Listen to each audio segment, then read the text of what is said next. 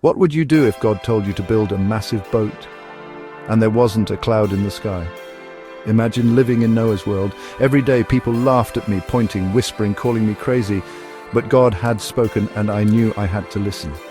God saw that the world was full of violence and corruption. My heart ached as I looked around, but God gave me a mission: build an ark big enough for my family and one pair of every animal on earth. The task felt impossible.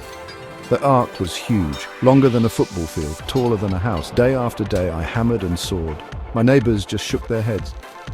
Then something amazing happened. Animals began to arrive, 2 by 2, just as God promised.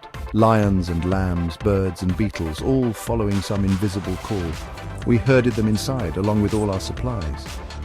Then the sky darkened.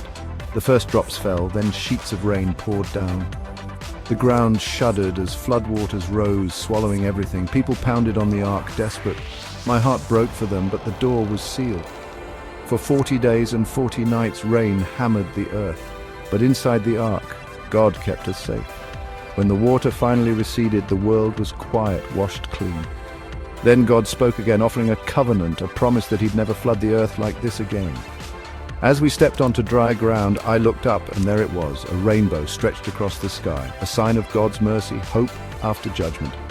Noah's story isn't just about a flood, it's about faith, obedience, and the promise that God never gives up on us.